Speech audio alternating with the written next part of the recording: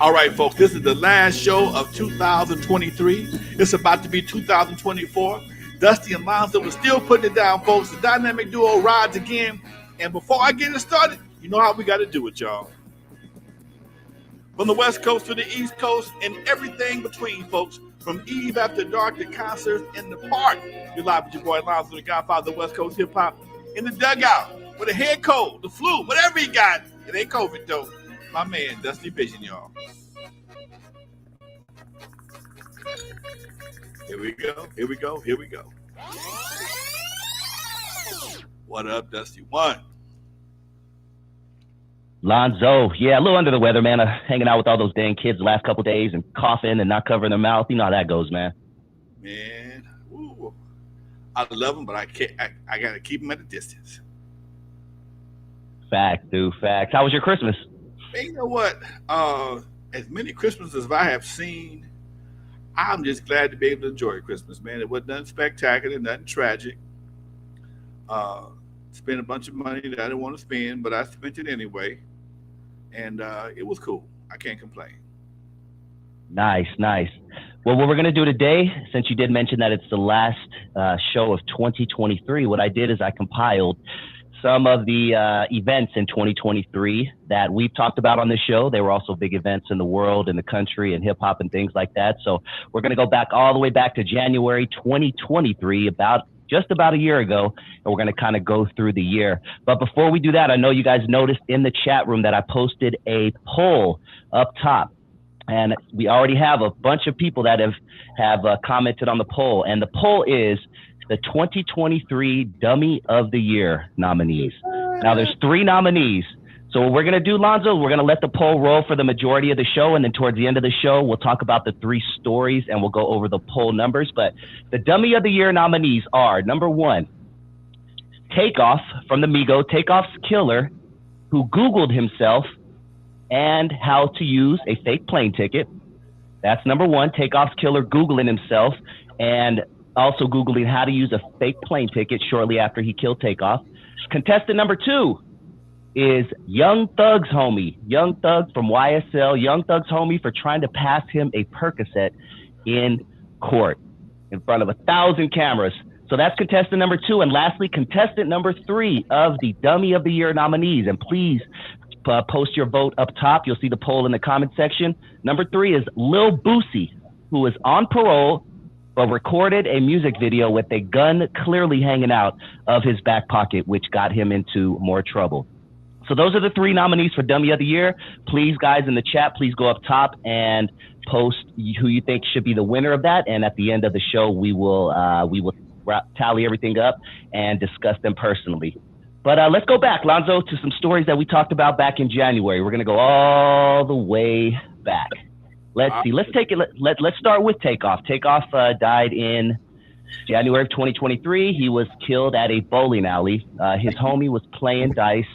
3 a.m, dice game goes wrong, and Takeoff, who was just sitting back watching, gets hit with the bullet and meets his untimely demise. Let's take it back to that day, to that time, Lonzo. In hindsight, what are your thoughts on that story? You know, for some reason, the attraction of the streets supersedes all common sense, all sense of responsibility, and for whatever reason, brother with all this money, all this accolades, decided to hang out at a crap game. And unfortunately, his life was taken. Maybe it was mistakenly. I'm not sure. I kind of forgot the details. But nonetheless, the allure of the streets supersedes all common sense. I'm sorry the brother lost his life, but it's a lesson for all, man. It's a lesson for all. Yeah. And he definitely was not intended for that bullet. He wasn't targeted or anything. It was just a dice game gone wrong. Guns were pulled out, and it was Takeoff who unfortunately caught the bullet. But very, very sad story. And what's even dumber, which is why the killer is nominee number 1 for Dummy of the Year, is shortly after that, the killer Googled his name along with Takeoff's name to see if he was even considered as one of the killers. And secondly, he also Googled how to use a fake plane ticket. What are your thoughts on that, Lonzo? You know, that's high on the stupidity niggerverse. level. That's some niggerverse shit only, because people forget when they start doing shit, especially when they start doing any kind of digital shit. It don't ever go away. It don't ever go away. And to Google your name to see if you are a suspect in the murder case that you know you did, and probably use the same computer to Google how to get the hell out of town with a fake ticket, dude, that's almost self-incrimination. Then you wonder why the police jack your ass and throw you in the penitentiary because you're stupid. Bottom line. Yep. Now, another big story, unfortunately, we lost in January of 2023. We lost Memphis legend Gangsta Boo. She was part of the 3-6 Mafia, legendary group out of Memphis, cannot be denied. It came out that she overdosed on fentanyl, or back of just, to get to the point. Fentanyl took a lot of people's lives this year. Lonzo, famous, not famous. What are your thoughts on fentanyl? And do you see an end to this? Is this the new crack? What do you think? Man, I never understood the whole fentanyl situation. I understand it's supposed to be make the drugs more powerful, but for the most part, it seems like the drug dealers are killing their customers. That's not good for business. Second of all, with all the drug overdoses that are caused by fentanyl, for anybody to even want to deal in street drugs in any way, form, or fashion, got to be a special kind of stupid, as my man Martin Cozy said. That's a special kind of stupid. Yep. You have to take classes to be that stupid. Okay, but again, when you think about all the other things that people do, thinking they have an edge on everybody else. They want to gang bang. They want to rob banks. They want to be dope dealers. And you see the guy before you just got killed, just got sentenced to a basketball score in jail. But you're going to pick up where he left off at because you think you got a different angle. No, man, come on, dude. It's the same thing with fentanyl, dude. You think you know something because somebody told you something. You ain't read no books about this shit. You don't know that this shit right here. The cops opened up a trunk that was full of that shit, and 2 of them had to be hospitalized for damn near just from the dust of the opening the trunk. The cops had to be hospitalized, and it almost died because of the how strong the stuff is. So this stuff is basically poison, man. It's not even a high; it's poison. And why would you want to inject poison in any way, form, or fashion? It's a bad time to be a drug addict. And shout out to Marlon Cozy for the 1999. Thank you so much. He says, Merry Xmas and happy 2024. Yeah, I've never understood the fentanyl thing, Lonzo. It's a scary situation, bro. And I'm going to just say this. I've said it before, and I just told my son this morning when I was dropping him off at the airport. If you have anyone you care about, any friends or anything like that who are addicted to pills, addicted to coke or anything like that, and you really care about them, let them know how much you care about them and ask them to stop, because it'll be too late. It's looking like it's going to be too late, bro. It's like my man Vista 1972 said, that's just strictly man-made, man. It's a man-made drug that's overly potent, and it's supposed to be like 10 times or 100 times more potent than opioid. Propofol or heroin, and it's just even more deadly. So why take that chance? I mean, I don't know, dude. I don't know. OG Steve, I see you, good looking out for the 10. Appreciate you. He says, Lonzo and Dusty, happy holidays. We missed somebody. Marlon Cozy. Was it Marlon? Yeah, we got Marlon. Cozy. Yeah. Okay, we got it. Okay. Yeah, I read them. Thank you guys again. Appreciate both you and everyone else who decides to, show a little love to the show. Let's keep moving, man. In January, back to back, it seems, we lost someone personal to the show, someone that you know very well, someone that you've known for years. It's already been a year since we lost Laylaw from Above the Law. Yeah. Talk to us about Laylaw, your relationship with him, and Above the Law's influence on West Coast hip hop. Laylaw was my buddy, man. Laylaw was probably one of the most smoothest guys you ever want to meet. I can't ever call Laylaw ever get into it with anybody. I met him at McCullough. He had a label called Rolex Records. He and I hit it off. We were both Morris Day fans. He came to my studio and minutes some studio time and did a record that sounded so much like one of Morris Day's records. When I heard Morris Day's record on the radio, I thought it was Laylaw. That's real talk. Laylaw also was the one that introduced me to 187 and I'm sorry, Above the Law. They came by the house, and I loved what they were doing. N.W.A was already out. Um, Unknown that just picked up Compton's Most Wanted, and I tell him to his face, he talked me out of Above the Law because Above the Law had a whole different kind of groove than anybody else. At that time, N.W.A music wasn't really something to dance to. It had a different vibe to it, and it was a little more choppy. Above the Law was a lot smoother, and they were direct competition for Compton's Most Wanted, and he talked me out of it, and I passed on him. Ended up on Ruthless, and the rest is history. But that Laylaw, he was a good dude. In fact, it was really amazing, man. Laylaw just called me right before he passed. He called me one Sunday morning. We were out walking. Lonzo, I see you out there, boy. I see you out there getting them steps in. I'm gonna come join you as soon as I leave the hospital. He never made it out. Yeah, that's something that you stuck to, huh, Lonzo? Every Sunday, you still sticking to that, walking, getting the boys together, whoever wants to join, right? Man, dude, we get out of there at we leave home about 6:30. There was only 3 of us out there this weekend. Christmas Eve, we got it in, Doc. One of our soldiers is down right now, and we keep walking for him. We keep walking, dude. We keep doing it because we've started doing this walk because we lost General Jeff. Another one of our close friends had a stroke, and we realized as we get older, we don't move as much, we don't do as much, and keeping these bodies moving, man. A body in motion stays in motion, and it's just good for us to go out here and do what we do. And I feel better. I walked 5,000 steps today, and I hadn't even been on the track. I just went to the mall with my kid for a birthday. Did some walking around the basic walking. And it's become so second nature to me, dude. It's just something I don't even think about. Somebody says, if I go someplace and I got to park far away like today, I don't think twice about it. I look forward to it. It's part of my step count for the day. So yeah, Doc, we still doing it. We going on we made 2 years in November. We're working on 3. Our group has dropped. We usually average about 4. One of our main guys is down right now. He won't be there for a minute. But after the holidays, we're gonna pick up another 2 or 3 guys. I know one of my boys got a little Christmas tree thing he does, and another guy, he got an issue with cold. So we'll be back to 4 or 5 in the next couple of days, and I'll keep on posting. I'm gonna keep on walking.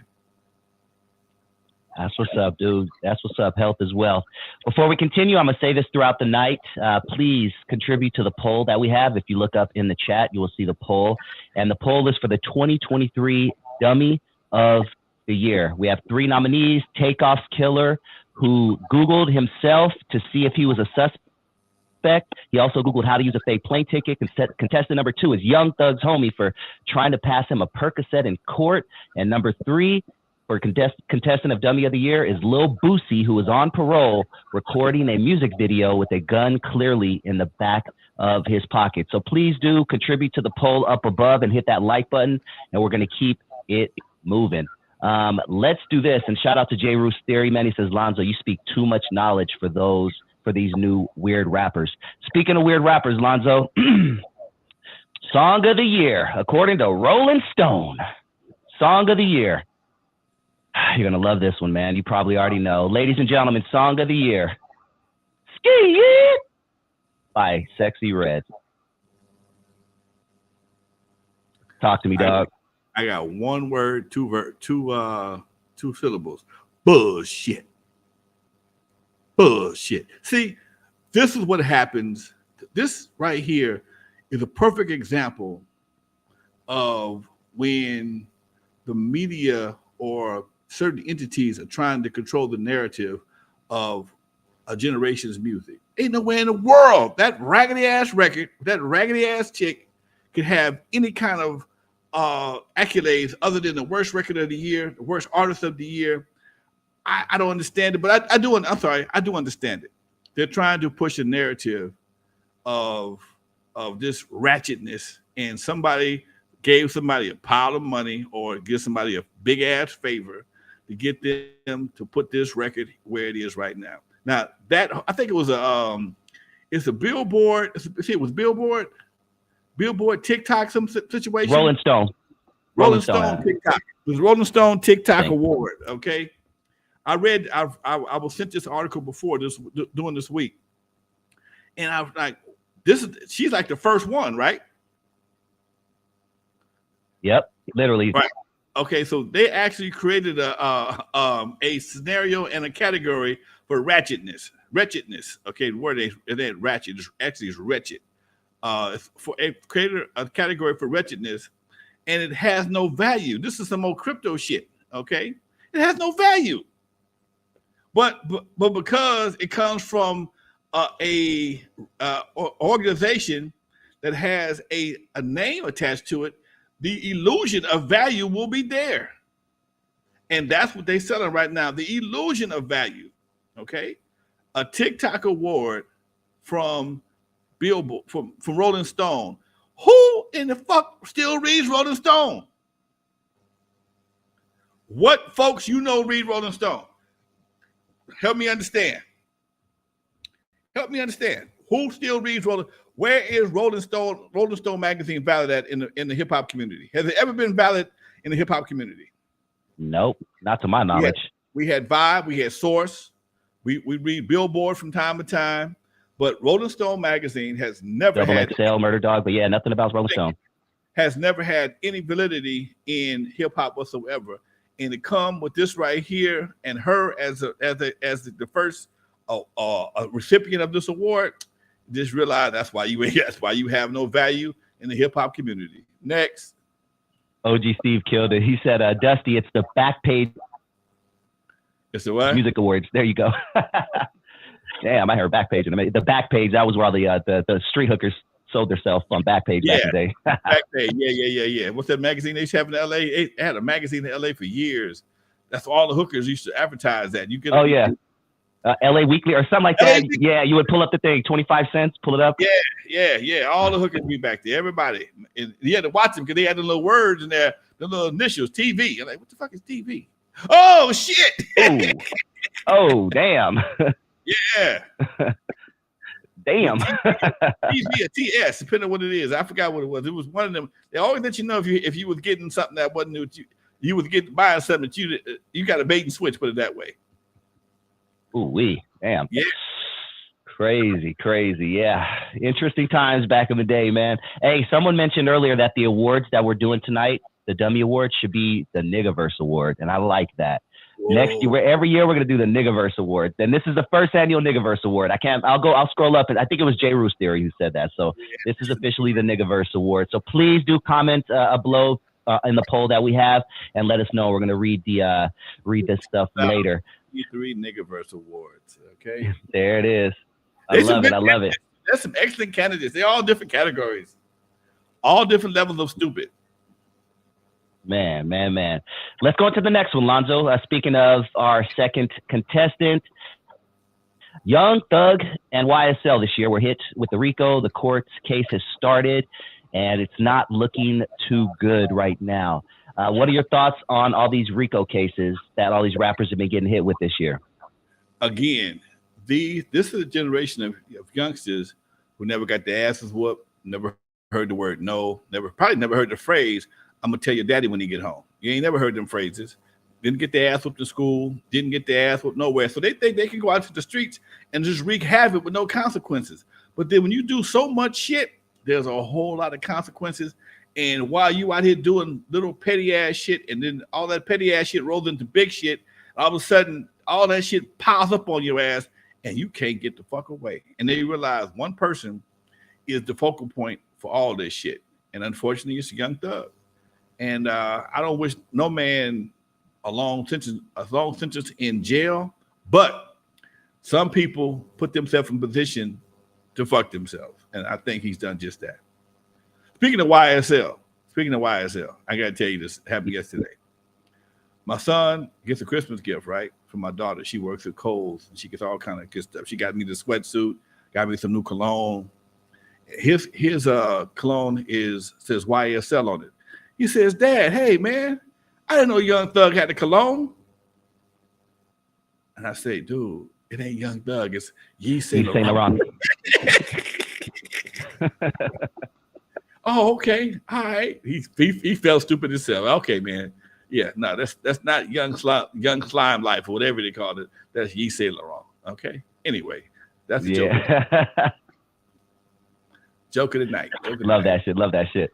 All right, let's talk about our second nominee to get your opinion. What are your thoughts on his homie trying to slip him a Percocet in damn near in the front of the whole world, dog, in the middle of court? Dude, that has got to be again.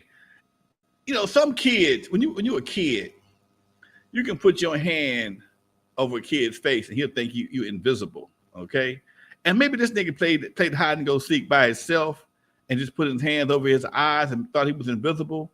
But to do some shit like this in a courtroom, you got at least 2 or 3 authorized deputies in court with pistols, authorized to arrest anything remotely going on in this court that's not cool.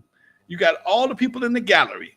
You got all the cameras. You got the judges. You got DAs. You got attorneys. And you actually tried to slip somebody a Percocet in court. Dude, you were runner up for damn show for the Niggaverse Award. You damn show. If you ain't a winner, you damn sure runner up. Yep. That was really, really dumb. Yeah, shout out to everybody out there in the chat. Let's keep it pushing. This year, Lonzo, you had a lot of big things that happened to you. This was one that started off the year nicely. In February, you released the Eve After Dark documentary at the Pan-African Film Festival. How big of a moment was that for you? Man, dude, it was a huge moment for me, man. I get chills right now just thinking about it, Doc. Because, you know, along with that documentary being released, I was also chosen to be on a special group with Harvard University. And I had to make a decision, dude. It was really hard. It was really beautiful, but it was difficult. And the whole thing, because they had turned us down initially. They turned us down for the Pan-African Film Festival. So I joined this group, 8 people from Compton. We studying every week, every day. We're doing homework. And at the peak of this thing, we're going to New York to do a week in New York of intense studying a leadership program. And as soon as I committed to this project, started studying, I get another email from the Pan-African Film Festival. It says, hey, man, we made a big mistake, sir. You guys are accepted in the Pan-African Film Festival.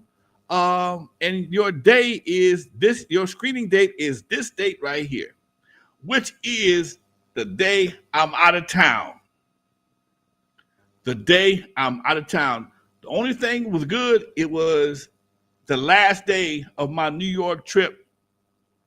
And it was late, but there's nowhere in the world I could have got from New York to California to the theater in time to see my own movie. I had to make a real rough decision, dude. It kept me up nights, dude, because I'm already committed to these folks. And if I tell you I'm gonna do something, that I'm old school like that. Hold on, fix my microphone. I got a buzz. If I tell you I'm gonna do something, I'm gonna do it. If whether it's a threat or a promise, if I tell you I'm gonna do something, I'm gonna do it. And I promised these other 7 people that I was gonna be a part of this group. And I polled them all and I said, hey, look, this is what my situation is. What do you think I should do? And they said, you know what? If you stepped off, we wouldn't be mad at you. Okay, we would miss you, but we wouldn't be mad at you. And I sent an email to the organizers of this event and explained to them what my situation was, and would send them a copy of the flyer and everything. And they were kind enough to book me a flight early enough for me to get back in LA. I mean, just in time before the cameras went up. You were there. We had about what, 35, 45 minutes to take some pictures before the screening started. And dude, to see the people that turned out, we had city officials there from Compton, State officials from the state senators showed up. City officials showed up from LA City, and it was a big thing, man. And it made me feel good. I was sitting in the theater. It was so crowded in the theater, as you very well know. I didn't sit by anybody else. I was outside taking pictures. By the time I got in the theater, I had to sit up in the nosebleeds by myself. But I'm glad I did, because I hadn't seen the whole film in quite some time. And when my man put it together, and at one part, it brought tears to my eyes. And sometimes, man, you forget what you said, what you did, and the impact it had on people. And I looked around the room; other people was crying as well. But it's a good project, and actually tomorrow I'm recording my second documentary, N.W.A. Now without Lonzo. We're working on that. We're trying to get that ready for. We won't make Pan African this year, but we'll definitely make some other film festivals, and we'll have a big screening. And Eve After Dark just got picked up by Amazon, so that's a big thing for us right now, Doc. Eve After Dark just got picked up on Amazon. I haven't seen it in the queue yet, but I went to typed it in, and it comes up in the queue, but I haven't seen the video. I haven't seen the icon yet, so I can't watch it just yet. But they know I'm there. Maybe it probably come out the first of the year, but it hasn't officially hit the platform. But it was accepted about 3 weeks ago, so I'm looking forward to that. Nice. Love hearing stuff like that. Let's continue, Lons. A lot to talk about. A lot of stuff happened in 2023. It seemed like 2023 was the year of the street takeover and the smash and grab. We've talked about it probably 10 times throughout the year, these two situations. But in hindsight, is there something that can be done? Talk to me about your thoughts on the smash and grabs and the street takeovers. Again, these are the same generation that never got their ass whooped at school, never got their ass whooped at home, never played baseball or kept scores, a lot of them probably never heard the term, wait till your daddy get home, I'm going to tell your daddy. And they think they can do what the fuck they want to with no consequences. And because law enforcement has been so gaffled, they've been gaffled by new laws and new rules. And when you got a DA like Gascon that's not prosecuting anything under $1,000, and you got insurance companies that tell security guard companies, let people walk out the door, because now insurance companies running shit. They're afraid to spend money now.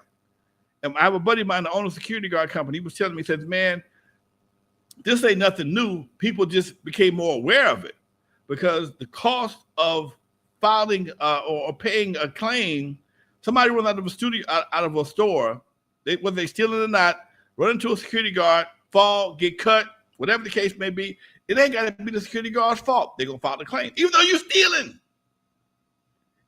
stealing, you can file a claim. And now all you got to do is get you a jackleg lawyer, as my daddy would say. Get you a jackleg lawyer, and what you're stealing may be worth $300, but they're going to settle in court for $10,000 or $15,000. So now you're losing money, and that's basically the philosophy of the DA. We up here spending all this legal time on prosecuting people that's stealing stuff under $1,000, and remember one time, anything over 500 was a felony. Anything under 500 wasn't a felony.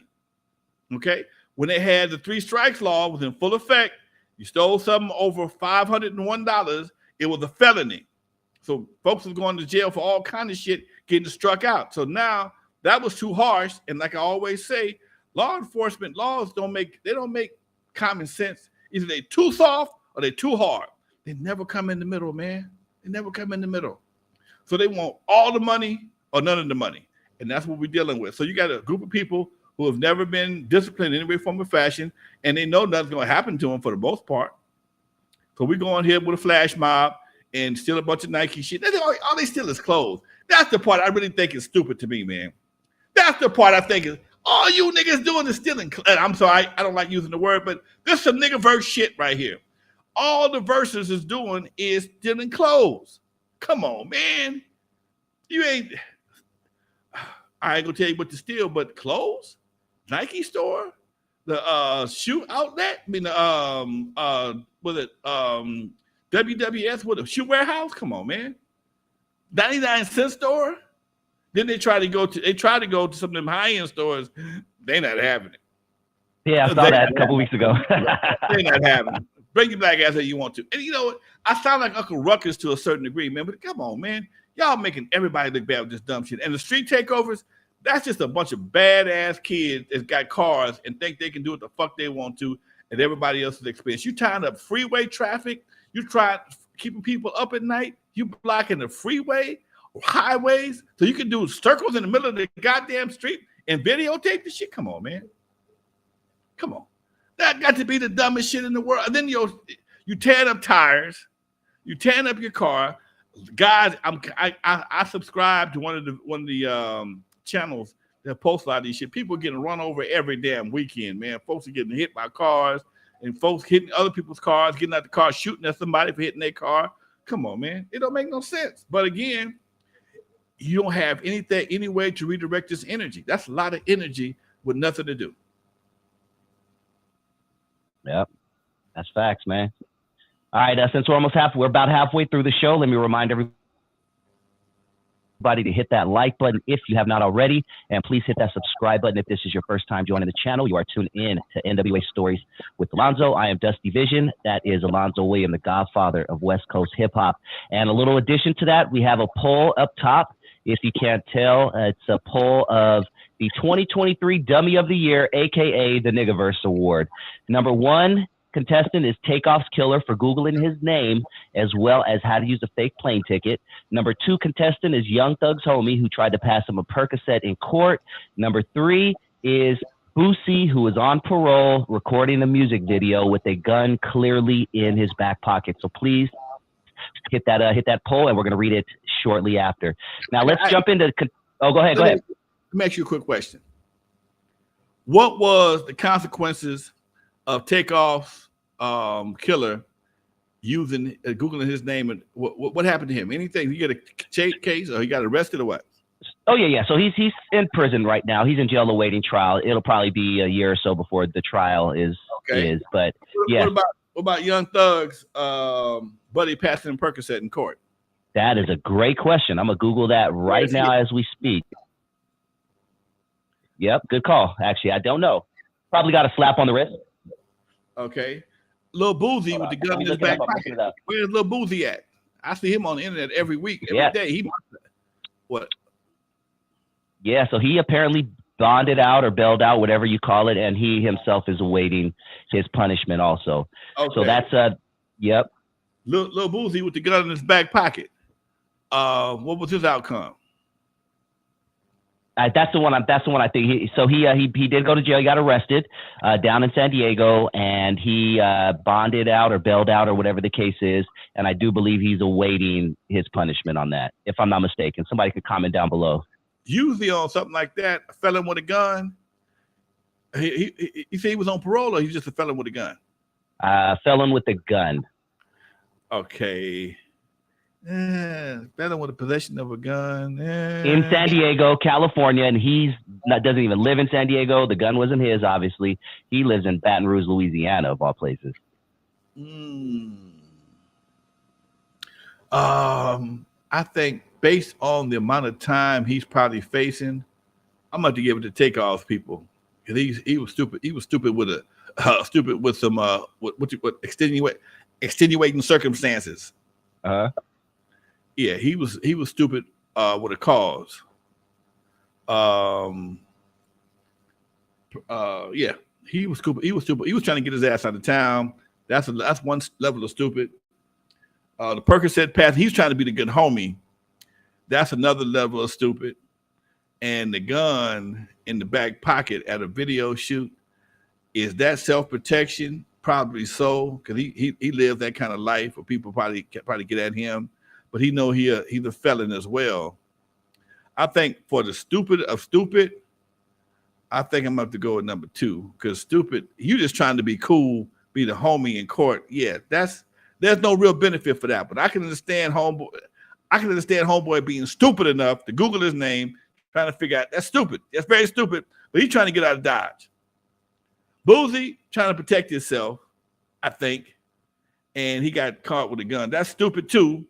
But to walk into a courtroom when your homie is on trial and give him a legal substance in front of the judge, the DA, the bailiff, the court stenographer, your mama, and everybody else, that's high level stupidity. That's classic stupidity. Yeah. That's all up. Yeah, I don't want to sway the audience, but I agree. Yeah, that's high level. That's on a whole nother level of stupid right there. He ain't passed a grade in his life. He ain't took a civics class, a law class. He ain't passed.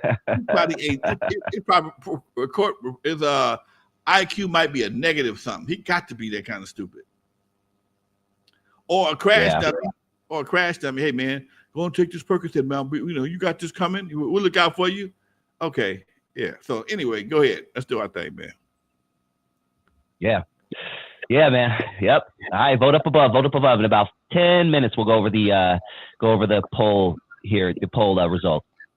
All right, let's see. This year, Charleston White, man, he had a lot of altercations. He was macing rappers. He maced Soulja Boy. He even maced dude from Texas and his crew, those Bloods down there.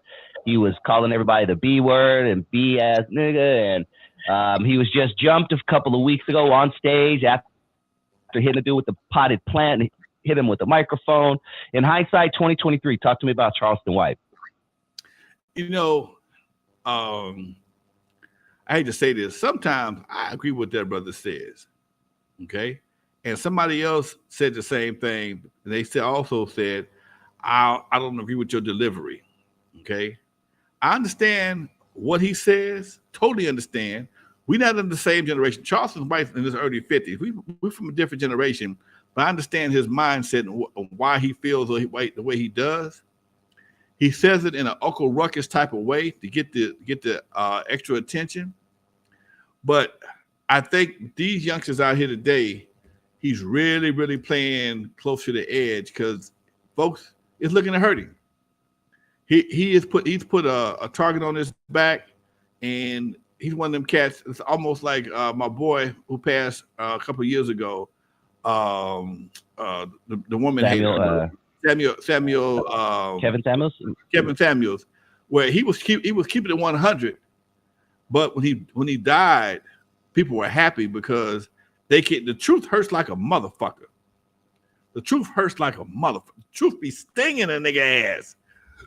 The nigga verse, oh my God, the truth be stinging. And the last thing a resident of the nigga verse wants to do is see the truth, because the truth is so cool, it's so popular. I mean, the bullshit is so popular and it's so cool to be in the nigga verse when there's no benefits whatsoever. But because Charleston White puts it in your face and tell you what's wrong with yourself and how you're living is foul, and he calls it like he see it, but he puts such a nasty candy coating on it. It's like you give somebody an aspirin with licorice on top of it. You feed them, most people give you a spoonful of sugar with the medicine. Nah, you giving them motor oil and dog shit and putting pills in the dog shit. No, man. And that's the part I find difficult to deal with. But again, he know what he's doing because he stay getting paid doing his routine. He's moved into comedy now. I ain't been that funny yet, but he's a funny dude just to watch him because he's almost a cartoon character just watching him in real life. A little small dude talking that big shit. And so, yeah, man, I just hope that whatever he does, he keep on doing what he do, and he just don't get caught in the wrong place at the wrong time because they're looking for him. I saw a dude other day on Instagram told Charleston White he was banned from Alaska. Nigga, don't come to Alaska. Who the fuck is going to Alaska? This motherfucker. You banned from Alaska. Don't let me catch you in Alaska. Negro. I ain't Keith Charles. Like, I ain't coming no way. Okay. I ain't coming out there to be up all night long waiting on the sun to go down or the sun to come up. No. So anyway, yeah, man, I think Charleston White, he got an interesting platform. Like I said, he shoved the truth down your throat with some shit that you just don't want to taste, no matter what it is. It's hard enough swallowing the truth, but to cover it in shit too, nah, man, it make it real hard to swallow. Yeah, I've always found it interesting, Lonzo. Guys that for the most part can't even leave their own block try to ban someone from a whole state. I've never understood that theory. Yeah. It's amazing how folks think they have that kind of power, man. I've ran into guys, I'm gonna blow the club up. Are you really? You can't afford to book a matches, fool. But they say shit like that to try and intimidate you. And see, I'm old school. You say something like that to me, now I got to go into defense mode. Thanks for the warning. Appreciate the warning. Yeah, I got to go into defense mode. So it is what it is, man. And Jay Rose got a theory. Jay Rose he had another theory for Charleston White. He might be with the feds. You never know, somebody like that. He might be. If he was, you would expect it. You would expect it. If he might tell you, I'm getting paid to send you niggas to jail. What? I wouldn't put it past him, put it that way. Because they keep falling for the bait. They keep falling for the bait. Now I would venture there are a lot. Go ahead. No, go ahead. No. Okay, no, I would venture that there are a lot of drill rappers, gangster rappers who are secretly working with the feds. I would not put that past anybody. I was talking to a young lady the other day. She's from Chicago. Chicago is in Illinois. First of all, Chicago is not a state; it's a city in the state of Illinois. Illinois is a big farm state. It's a big farm state. Chicago just happened to be the city of Illinois. There's other cities in Illinois as well, but Chicago is the biggest one of the biggest ones. It's surrounded by other cities as well. And the laws in Chicago, when it comes to gun laws, pretty strict. But the laws in the surrounding states ain't shit. Just like New York got strict gun laws, but everybody else, Atlanta, shit, everybody else, 3 hours away, you can go down and buy you a gun and drive it home and be in the gun business. So when I see certain things happen in cities like Chicago that's surrounded by a lot of non-related people, it makes me wonder, is all this stuff authentic? I'm gonna leave it like that. I ain't gonna say nothing else. I just think about the authenticity of all this alleged violence, because I see a lot of things that make you wonder, like, they really doing it like that? Are they that mad at each other? But we'll talk about that later. Go ahead. Yeah, that's facts, man. I'm going to give everybody one more chance to vote up above for the Niggaverse Dummy of the Year Award 2023 edition. We'll read the poll results in about 5 minutes. But let's continue. Please hit those polls. We got 26 votes. I'm loving it. Let me click on it. Okay. It's looking like there's a clear winner. But if you guys get your last votes in right now, that just may change. I'm not going to tell you who the clear winner is. Hey, but Lonzo, going back to Sexy Red, something I forgot to mention earlier. I read a lot of comments, when I'm scrolling YouTube and Instagram and things like that, and seeing posts of Sexy Red, who is arguably one of the more popular rappers nowadays. But one common theme I'm seeing from women in the comments is I'm hearing young women say people like us are women shaming Sexy Red when we share our opinion on her ratchetness. What do you want to say to those people? For you to open your mouth and speak on that subject, you stupid shaming. Okay? Because no woman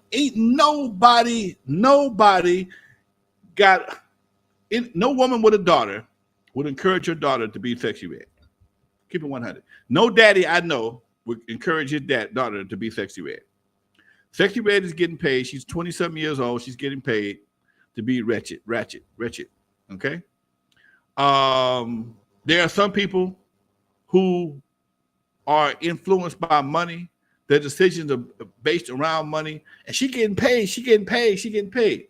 Yeah, but show me the non-melanated version, the opposite non-melanated version of Sexy Red, and I'll kiss your ass on YouTube. Show me the non-melanated version of Sexy Red, and I'll kiss your ass on YouTube live, Instagram live. You ain't gonna find her. You ain't gonna find her. Now, don't get me wrong, they've had some wretched sisters, wretched women out there. Madonna was doing all kinds of stuff. Madonna did a bunch of stuff, but even Madonna was in an era where she was only exposed to her fans. She kept her music relatively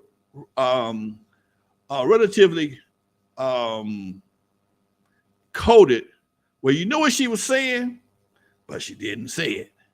So she got all the general airplay. The internet has caused people to be more and more less talented, because there's so many different platforms on the internet. They need content. Understand content. Sexy Red is content. People that like her, talking about her in a positive way, is content. Us talking about her right now is content. There are so many platforms. They dropped the bar gatekeepers. They tore the gate off, dropped the bar. Whoever want to make some shit, because we're going to make money on it on all directions. We're going to make money on her. We're going to make money on the people that don't like her, people that do like her, and the whole conversation is content. I'm watching this videos with Diddy and TD Jakes. Everybody got something to say about it. Everybody got something to say about it. Just like everybody got something to say. Podcasting, social media, the various platforms, whether it be iTunes, Spotify, whatever the case may be, Audible, they all need content to fill that time up. So they let people like that come through the gate so we can have the controversy, because controversy sells. We know controversy sells. She's a very controversial character. Very controversial character. Just like Lil Nas X was a controversial character. He been kind of quiet since she popped up on the scene. He got to go back and do something else. He danced on the devil, made a big ass splash. Right around the same time, Cardi B and Meg Thee Stallion, they dropped the WAP. Okay, had it, and shit gets, and even it goes big for a minute. I call it like a skyrocket. All that attention goes up, blows up, and goes away. You ever see a skyrocket on 4th of July? You see it, you don't even see it coming. When you see it for a minute, it blows up, pop! All them beautiful sparkles and colors and shit. That motherfucker gone. You don't know where it is. It won't even hit the ground. And that's what I'm seeing with so many of these artists. They a bunch of skyrockets. They go up, they go to the sky, make some controversy for a minute, do something crazy. Okay, give me a bunch of money. And they're all young kids. So they never seen no money like this before. They ain't never seen this kind of money before. You give a youngster $500,000, $1 million, she get. What won't he do? She do. Especially if the mama getting a cut. Ask the Kardashians. Uh-oh. If mama getting paid, everybody finna get a job. Huh? Everybody finna get a show. So for us, unfortunately, we live by, some of us, not all of us, live by the motto that all money, good money. And that's not true. All money is not good money. Yep. Okay, just because you spend it don't mean it don't cost you nothing. And that's the part that a lot of youngsters are real quick, they're killing me. What happened? They're killing me in the comment section. Everybody's talking about P. Diddy this year being basically an idiot for what he did, but Gary's Garage, TD Jakes has apparently been linked to Puff Daddy now, but Gary's Garage says TD stands for take that. Take that. That should have me dying. That's a good one, Gary. I don't know if you stole that or if that's all you, but that was a good one. That's a good one. That's a good one. So, yeah, all right, we got about 12 minutes, it looks like. Yeah, go ahead. Keep going. That's another perfect example of how money can influence everything in today's era. you see Tyler Perry gave T.D. Jakes $1 million, and next thing you know, Tyler Perry is preaching at T.D. Jakes' church, putting hands on him. He falling out. Oh, and they got, and just right before his big ass fall out, his boys get behind him and catch him, because Tyler Perry gave him that $1 million and put the Holy Ghost on his ass. Man, come on, dude. They're making a mockery out of everything. T.D. Jakes can hang out with Puffy because Puffy might be a pretty good donor. What you call him? I'm a tither. He might be a good tither. Don't think I'm a heathen because I don't agree with what they're doing. I just think certain things shouldn't have a price tag on them. So you hang out with him. You're a pastor going to Diddy parties. You're supposed to be saving people, but instead you need saving. You out here, you ain't going to Diddy parties, putting hands on people to save them from whatever's going on there. You participate. If you allegedly, if you participating, you're not doing it. I saw his thing yesterday. It was two things that made me suspicious. First of all, he didn't want to talk about it. I'm not going to use this pulpit to disperse or whatever big word he used. If you think that's what you're here for, tune off, tune out. Then he said a few minutes later, if I did do it, all I have to do is ask the Lord for my forgiveness and my soul, my forgiven. Wait a minute, hold on. That's a problem. That is a problem with Christians, dog. That's a problem. Hold on. If you didn't do it, you're supposed to hold your guns to the end. Okay? But if I did do it, all I got to do is ask the Lord for my forgiveness, forgive my soul, and all my sins will be forgiven. Are you giving back the money? You think it, because now you're not only talking about what you do, talking about the credibility. Okay, you're supposed to be a big wig in the religious community, and you out here doing the same shit rappers are doing. Okay, now I'm trying to understand how that's supposed to make anybody else going to your church watching this make anybody even want to follow or be a part of what you're doing. And my next question is, if being gay is not a bad thing, why is Diddy fighting this so hard? If he really is. Why, if he really is. Why are you fighting so hard? Okay. Everybody got all this freak stuff going on. And according to the book of forgiveness, everything is good. But you got girls doing this, you got guys doing this to girls, you got girls doing guys doing each other. But again, if the book of freak is what it is, why don't you just come out and say, hey, I did this? And if I offended you, he gonna check. That's all you're gonna do anyway. That's basically what you're doing. When Cassie got paid. Cassie got paid on Friday. They had new lawsuits on Monday. Cassie got paid her lawsuit came out on Wednesday or Thursday. She got paid on Friday before the check cleared the bank. They had some new ones coming at his ass. So, I'm just saying, man, if all what you saying, because she was of 20, she was over 18 when she did all the dirt, though, right? Theoretically. I believe so. But she said she was forced into it. And that sounds like some R. Kelly shit to me. That almost sounds worse than R. Kelly, because now you got guys coming out saying, you hired me to do this, do her, do him, and this other guy. And does anybody know what a power bottom is? I unfortunately do, yes. I've researched the power bottom is someone who takes it very rough in the backside in the community. Okay. All right. Well, we know what a power bottom is now. Thank you, Mr. Dusty. I should know that, but damn it, I do. I'm a well-read individual, damn it. All right. Okay. So now we got a that was a little weird, huh? We got a power bottom lesson for my man Dusty, y'all. Thank you for telling us what it is. I had no idea what they was talking about, but obviously it must be something to it because everybody keeps saying he allegedly. Damn. Interesting. We got about 7 more minutes change the subject about power bottoms because Dusty's over here getting a little frazzled.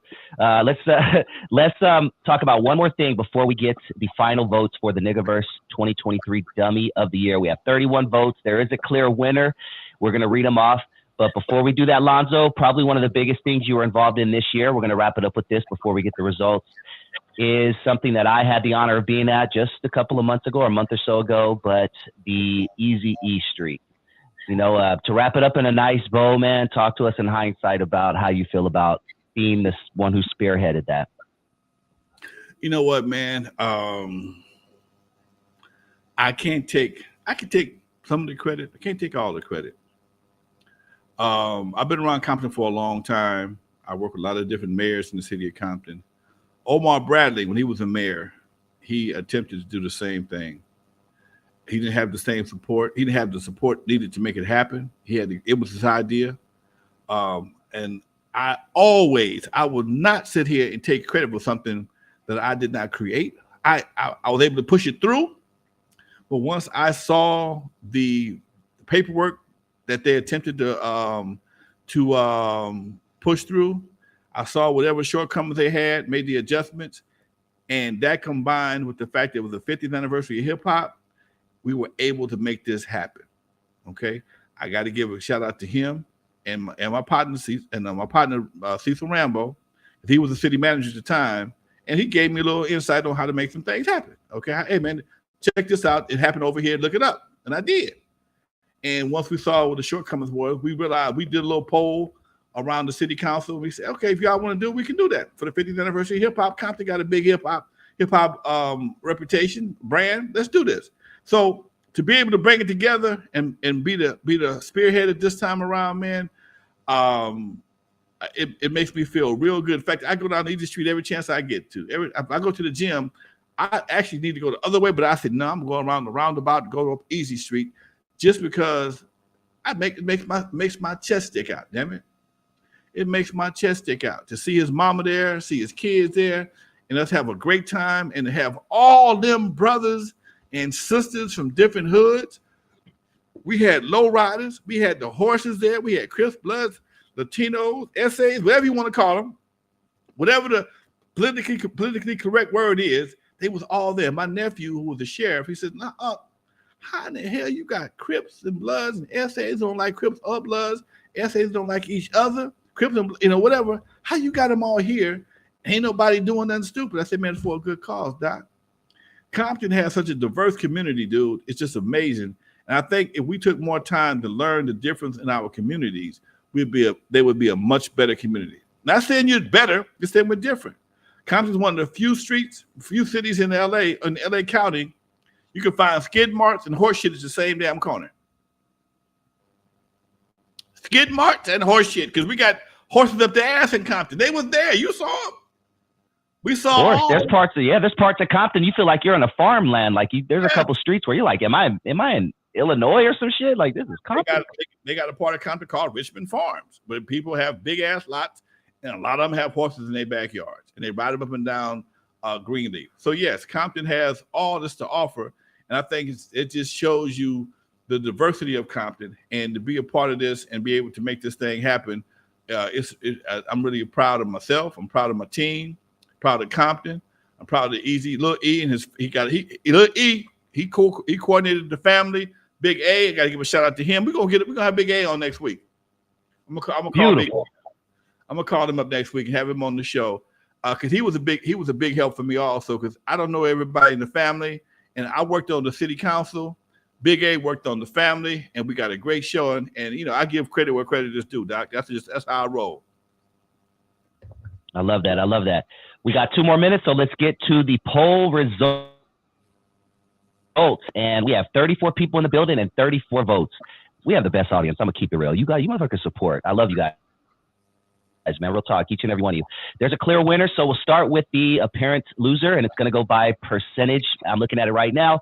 34 votes, and the least amount of people said Boosie on parole with the gun in his, or Boosie with the gun in his pocket while being a felon was the least dumbest thing. Okay. All right.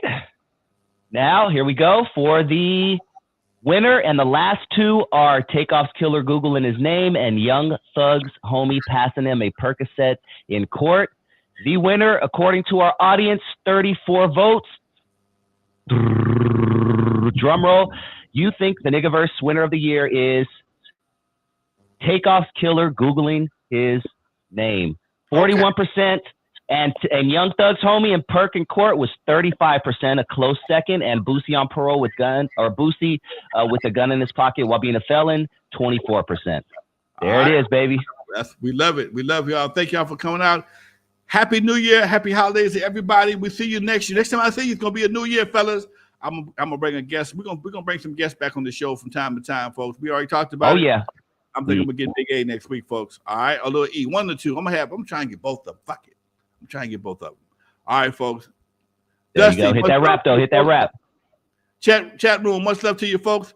And before I go, you got to know, for those who don't know me, for those who never heard of me, I'm the first one to put Dr. Dre in the surgery, stuck Ice Cube in the freezer until they got cold. On the eve after dark, 50-yard line Super Bowl. In the movie Straight Outta Compton, they played me like a hater of rap. Don't believe that bullshit because it was all cap. My history goes deeper than some of y'all will ever know. Just remember that N.W.A. stands for not without a Lonzo. Peace, y'all. Happy New Year.